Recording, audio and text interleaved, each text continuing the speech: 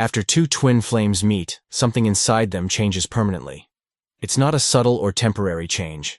It's a profound alteration in the psychic structure that makes it practically impossible to feel the same level of connection, intimacy, or recognition with anyone else. You can try. You can get involved with objectively wonderful people who treat you well, who love you, who offer stability and companionship. But something is always missing. There's always that nagging feeling that, no matter how genuine the affection is, it doesn't touch the same deep layers that were awakened before. It's as if you discovered a dimension of intimacy that simply doesn't exist in ordinary relationships. And now you have to live knowing it exists, but remains out of reach. In this video, you're going to discover exactly why it's so difficult, sometimes impossible, to feel true fulfillment with other people after experiencing a twin flame connection. I'm going to reveal what happens in your psyche during these encounters that makes them irreversible, why your inability to settle for less isn't weakness, but evidence of something much deeper, and most importantly, what this means about the nature of these connections that completely transcend our conventional understanding of love. And if you stay until the end, you'll understand why maybe you shouldn't try to force happiness where there's no genuine resonance, but rather honor what was awakened in you, even if that means paths that other people don't understand.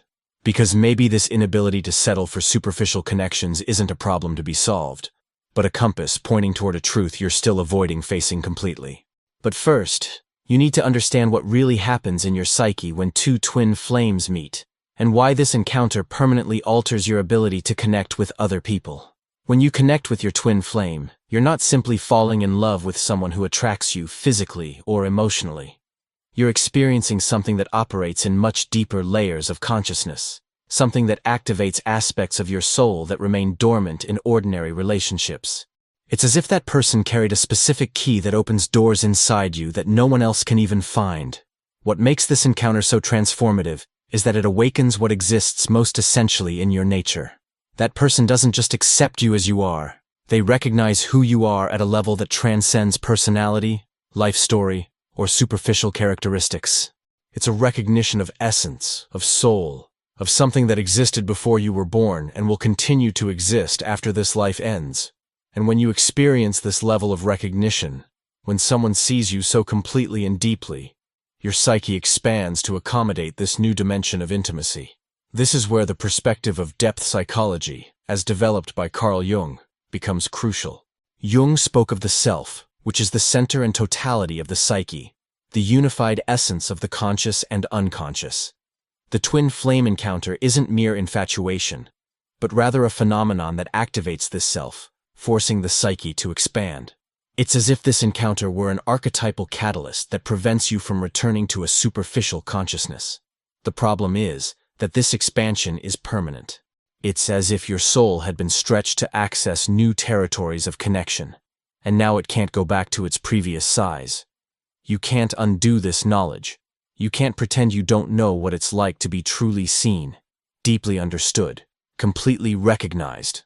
And when you try to relate to other people after this experience, you realize with painful clarity that they simply cannot access these same territories of your soul. It's not their fault. It doesn't mean they're bad or inadequate people. It just means they don't carry that specific key. They don't operate on that particular frequency that resonates with your deepest essence. You can like them, you can admire them, you can even love them in a certain way. But there's always a part of you that remains inaccessible, a dimension of your soul that stays silent because there's no one on the other side capable of dialoguing in that language. And that's where the real pain of having found and lost a twin flame lives. It's not just missing that specific person. It's the acute awareness that you now know a form of connection that most human relationships simply don't offer. It's like you've seen colors that other people don't even know exist, and now you have to live in a world that only sees in black and white. You try. You really try to convince yourself that you can be happy with someone who offers stability, companionship, practical compatibility. You try to value the qualities this new person brings.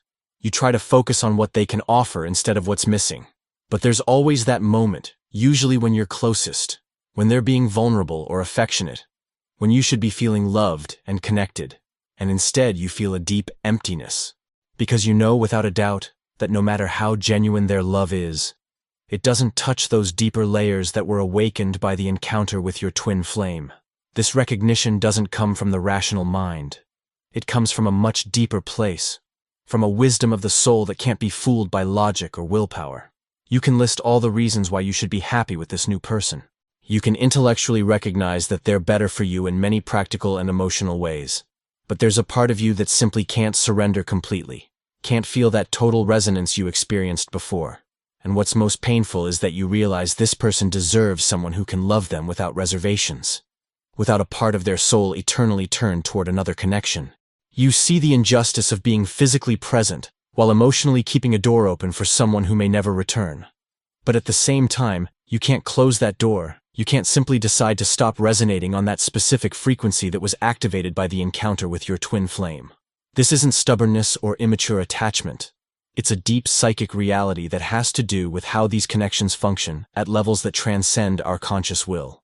When two souls recognize each other at that fundamental level, when there's such deep resonance, it creates permanent marks in your psychic structure. It's as if that person left a fingerprint on your soul, and now you can feel when any other connection doesn't fit perfectly into that mold. The people around you don't understand. They see you refusing potentially good relationships. They see you unable to surrender completely to people who clearly love and value you. And they conclude that you're stuck in the past, that you're idealizing something that wasn't that special, that you're using this previous connection as an excuse not to commit. But you know that's not it. You know you're not choosing to stay unhappy or refusing to move forward. You simply discovered that there exists a form of connection so deep, so transformative, that all others seem superficial by comparison. There's a specific type of loneliness that only those who've lived through this can understand. It's the loneliness of being accompanied by someone who loves you, but who can't reach those parts of you that were awakened by another person. It's the loneliness of smiling and participating in conversations, while a significant part of your soul remains silent, because there's no one present who speaks that particular language. It's the loneliness of being physically touched, while missing a type of touch that happens in dimensions that ordinary physical contact doesn't reach. You start to question whether it's worth relating to other people knowing you'll never be able to surrender completely, whether it's fair to them, whether it's fair to you, whether maybe it wouldn't be more honest to stay alone until you can either reconnect with that specific connection, or somehow heal this part of you that was permanently altered by that encounter. But physical loneliness also hurts. The absence of company also weighs, and you find yourself caught between the dissatisfaction of being with someone who doesn't resonate completely with you and the pain of being alone carrying a type of longing that has no apparent solution. And the worst part is that you realize that the more time passes, the deeper this mark becomes. It doesn't diminish with time as they promised it would. It doesn't fade with distance or with new relationships. In fact, the more you try to force yourself to be happy with other people, the more obvious the difference becomes. The more glaring the absence of that specific resonance you experienced before becomes. You wonder if this is a curse or a blessing, whether having known that level of connection was worth it, considering that now you seem incapable of settling for less. Whether it wouldn't have been better to never have experienced that intensity, to have remained unaware that such dimensions of intimacy are possible. But deep down, you know that even if you could go back and avoid that encounter, you wouldn't. Because as painful as the consequence is, there was something sacred in that experience, something that showed you possibilities of human connection that are too rare and precious to be dismissed as a mistake or illusion. But here's what you need to understand about why this happens, about the real nature of these connections and what they reveal about how souls relate at levels that our modern culture is only beginning to comprehend. What fundamentally differentiates a twin flame connection from ordinary relationships isn't just emotional intensity or extraordinary physical attraction. It's that these encounters activate what we can call essence resonance, a phenomenon that happens when two souls share a compatible fundamental frequency at levels that transcend personality, life story, or superficial compatibility. In Carl Jung's analytical psychology, we could understand this as the manifestation of a primordial archetype, that of wholeness or conjunction. It's not just a love between personalities, the ego, but a recognition between essences, the self. It's when two people share compatibility, not just of personality or values, but of fundamental essence. It's as if their souls vibrated on such a similar frequency that when they meet, they create a resonance that amplifies aspects of both that normally remain dormant. That's why you feel more yourself with that person than you've ever felt with anyone else. We all carry a unique energetic signature, a specific frequency that defines who we are in our deepest essence. This frequency is formed not only by our experience in this life, but by something that transcends this individual existence, something that many call the soul, the essential being, the deepest self. Most relationships happen in more superficial layers of our existence, involving personality compatibility, shared values, physical attraction, common interests. These elements are important and can create satisfying and lasting relationships for many people. But a twin flame connection operates on a completely different layer. It's when two people share compatibility not just of personality or values, but of fundamental essence. It's as if their souls vibrated on such a similar frequency that when they meet, they create a resonance that amplifies aspects of both that normally remain dormant. That's why you feel more yourself with that person than you've ever felt with anyone else. Not because they complete you in the conventional romantic sense, but because in their presence, aspects of your essence that normally remain repressed or dormant can finally express themselves fully. This resonance creates a type of intimacy that goes far beyond what's possible in relationships based only on personality compatibility. You don't need to explain who you are. You don't need to translate your deepest feelings into a language the other can understand. There's an immediate recognition, an understanding that happens at levels prior to words, prior even to conscious thought. It's as if you both speak the same native language of the soul, while with other people you always have to use a foreign language, no matter how fluent you become in it. When you experience this level of resonance, when you live what it means to be truly seen and understood in your essence, something irreversible happens in your psyche. You develop what we can call expanded connection consciousness, a sharpened perception of the difference between superficial intimacy and essential intimacy. And once you develop this perception, once you know the visceral difference between these two forms of connection, you can no longer pretend you don't know. That's why subsequent relationships, no matter how objectively good they are, never seem enough. Not because you're comparing people unfairly, but because you now possess an internal reference point about what's possible in terms of human connection. You know what it's like when someone not only understands your words, but resonates with the underlying frequency of your emotions. You know the difference between someone who accepts you intellectually and someone who recognizes your essence at a pre-verbal level. And what's most frustrating is that you can't explain this to the people around you. You can't make them understand why you can't simply choose to be happy with someone who treats you well and loves you. How do you explain that the problem isn't the quality of the person, but the absence of a specific resonance that you now know exists and that you experienced before? How do you articulate that there's a fundamental difference between being loved and being recognized, between being accepted and being deeply seen? You try. You try to focus on the positive qualities of the new people who enter your life. You try to value emotional stability, consistency, availability, all the practical things your twin flame maybe didn't offer. But there's always that moment, usually when you should be feeling most connected, when the new person is being most vulnerable or loving, and you feel a wave of deep sadness. Because you realize that no matter how genuine their love is, it doesn't touch that specific place inside you that was awakened before. That place doesn't ask to be touched. You're not consciously comparing or judging. It's something that happens automatically, an involuntary perception that there's a dissonance where there was resonance before, a feeling that you're speaking at frequencies that are close but not identical, like two instruments that are almost but not completely in tune. And that small frequency difference, however subtle it may be, is enough to prevent you from surrendering completely. There's also something that happens with your own identity expression in these subsequent relationships.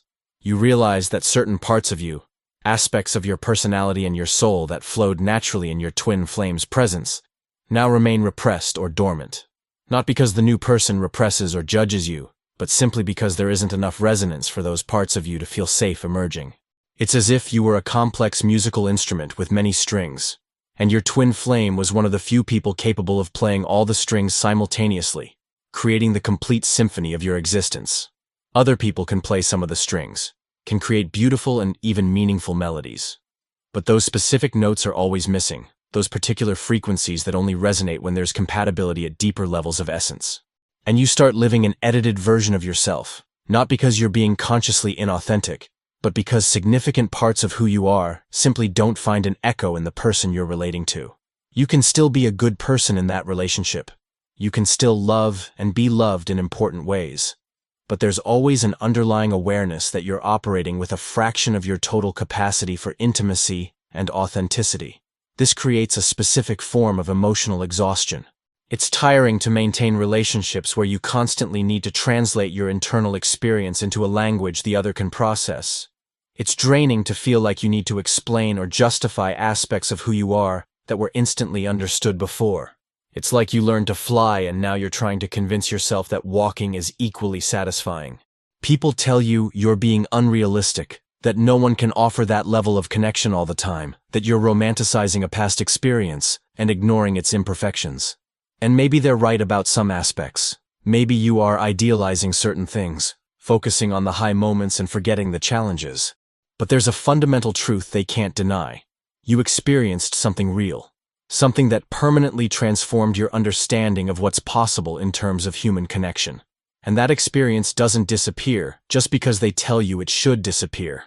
It doesn't dissolve just because it would be more convenient if you could simply forget and move on. It's a permanent mark in your psyche. An internal reference that continues to exist regardless of what you do or don't do. You also realize that this inability to be fully happy with other people isn't just about the absence of your specific twin flame. It's about having developed a capacity for connection that's now unemployed, so to speak. As if you had developed emotional and spiritual muscles that can only be fully used in certain types of relationships, and now those muscles are atrophying from lack of proper use. There's something deeply frustrating about knowing you're capable of levels of intimacy, vulnerability, and authenticity that simply don't find correspondence in the relationships available to you. It's like being a high-performance athlete forced to compete in recreational leagues, or a virtuoso musician having to play only simple scales. You can do it. You can even do it well. But there's always an acute awareness that you're operating well below your actual capacity. And the people around you interpret this as arrogance, as if you think you're superior or too special for normal relationships. But it's not about superiority. It's about having discovered a capacity within you that now can't be fully expressed. It's about carrying a potential for connection that remains mostly latent, because circumstances don't allow its complete manifestation. You start to wonder if maybe the problem isn't your inability to move forward, but rather the rarity of finding someone who operates on that same essence frequency. If maybe there are other people in the world with whom you could have that level of resonance, but the probability of finding them is so low that you could spend your entire life without it happening again. And that possibility is simultaneously hopeful and terrifying.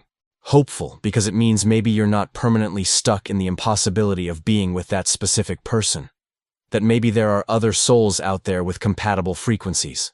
Terrifying because it means you could spend decades, maybe the rest of your life, without ever experiencing that level of connection again, living perpetually with the memory of something extraordinary that may have been unique and unrepeatable. But here's what you need to understand about the true meaning of this experience and why it happened to you specifically, revealing something crucial about the path your soul is tracing in this life.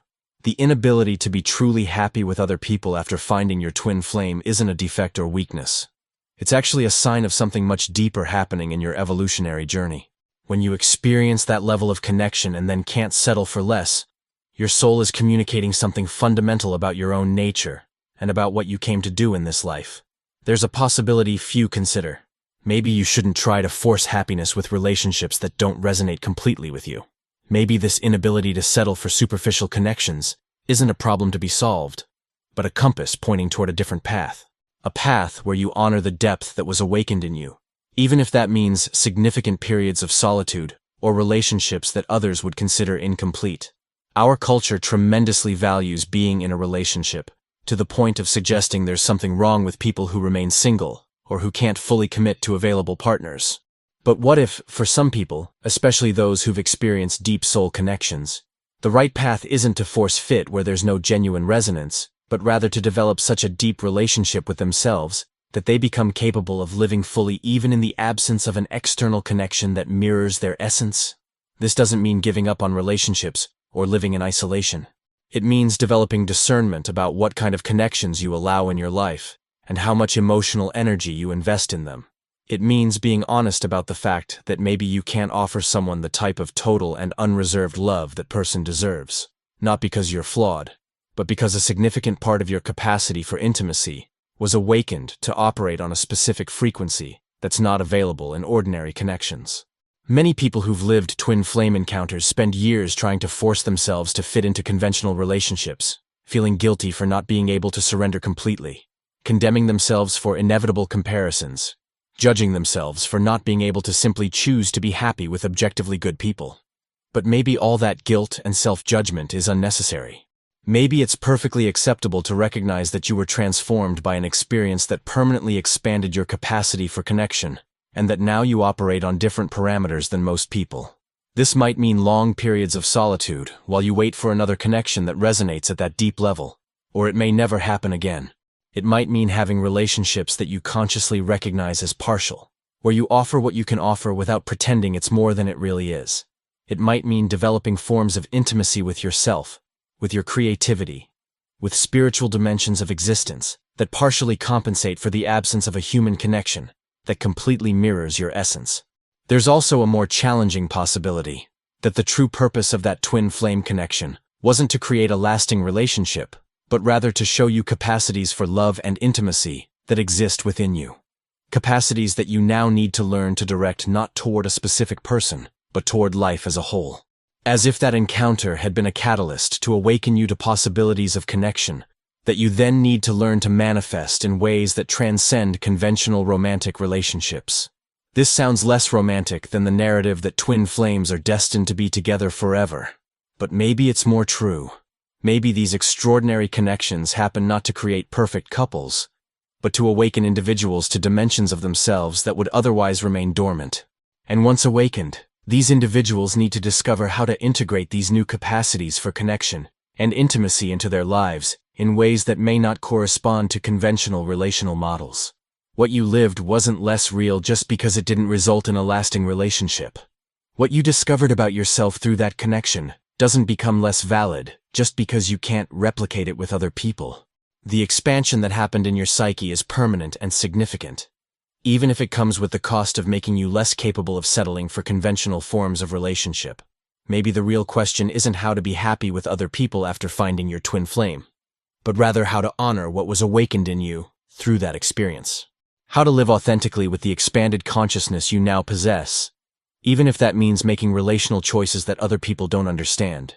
How to develop such a deep relationship with yourself that the absence of a perfect external mirror doesn't prevent you from living fully. If you recognized your own experience in this video, if you felt I was speaking directly about your journey, then I need to tell you about something that can help you navigate this challenging territory with more clarity and less suffering. I've created 2 exclusive materials based on the deepest teachings of Carl Jung about soul connections, as well as a guide to manifesting your twin flame.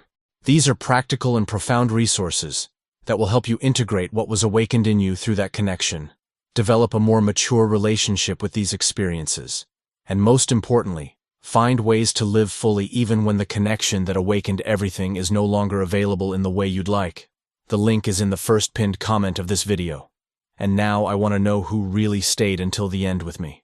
Write in the comments the phrase, "Nothing happens by chance," because that shows me you're not just another viewer, but someone who's truly committed to understanding these deep experiences instead of just passively suffering through them. Remember, the inability to settle for less after experiencing an extraordinary connection isn't weakness. It's evidence that something real and transformative happened. And honoring that truth, even when it's inconvenient or painful, is more important than forcing fits that your soul knows aren't genuine. Thank you for having the courage to recognize your own experience. See you in the next video.